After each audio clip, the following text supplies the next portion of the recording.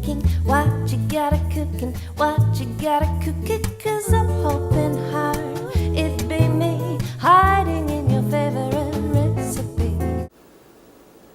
Hi, I'm Ferris and this is Cooking for Bachelors. It is a New York City heat wave, 96 degrees, hot time summer in the city. So if you see me sweating, yell out, "Hey, go powder your nose." Anyway, this is one of the dishes that you have requested when I asked what do you want to learn. Calamari was one of the dishes, and we're going to make some fried calamari today. Now, the best way to buy this is frozen if you can, but you want it to be already cleaned. If not, you can go watch a video on cleaning calamari, but it's very, very simple. This is already cleaned and deveined or boned or whatever it is, but there's still some work to be done on it.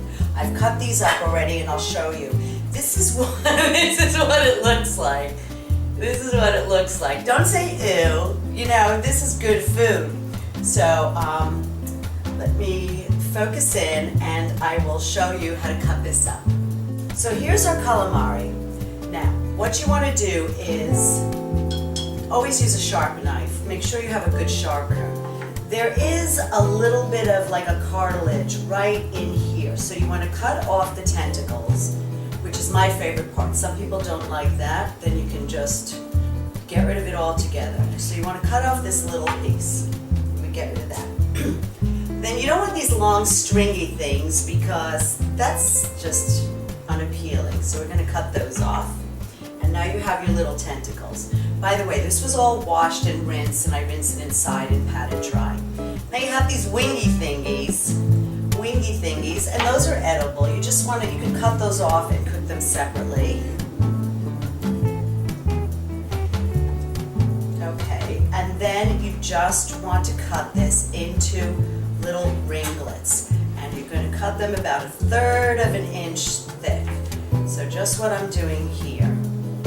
Now it can be a little chewy, you can feel it. So I'll show you the secret to making it delicious. Okay, so our calamari is cut up. I'm just going to put this in the bowl over here. Yummy. Now we're going to make our coating. We're going to use our flour in our zipper bag, and we're going to put in some paprika, about a tablespoon, and a little cayenne pepper.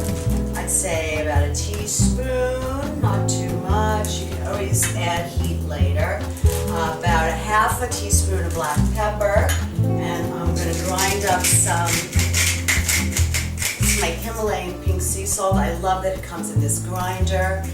It's a Trader Joe's for like $2, which is an amazing price for this wonderful salt. And I grind it up and then I just throw it in, and I've got about a teaspoon in there. So you put your pieces in, make sure they're coated. What we're going to do is heat our oil. You want your oil to be nice and hot and perfect. The trick to cooking calamari, fried calamari, is that you don't overcook it. It takes like 1/2 minute to a minute. As soon as it's brown, you want it out of there. It's done. You don't want to overcook it because then it tends to get chewy. So we're going to heat our oil, and I'll show you how it's done. Okay, so we have our oil that is heating. Now, I don't know, can you see the veininess? You want to see veins in your oil.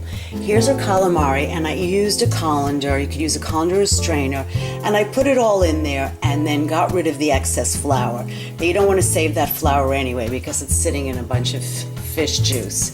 And here's a plate with paper towels all ready so that when the calamari is ready, we can pull it out and blot it. So I'm going to use my fingers. Excuse my fingers. See how nicely that is? That's a perfect temperature.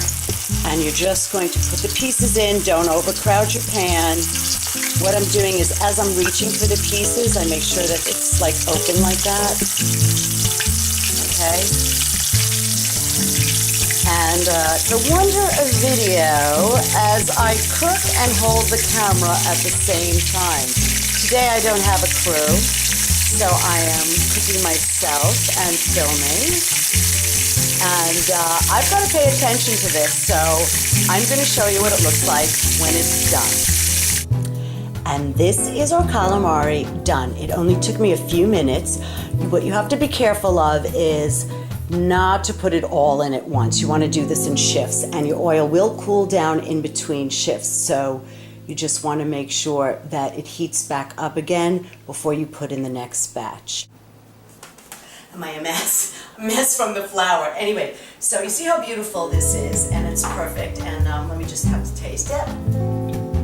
Oh yeah, it's perfect. Not too overdone, delicious. I mean, everybody here watching this loves calamari. Oh, let me finish doing. Otherwise you wouldn't be here, hopefully. Most of the time, it's served with a tomato sauce.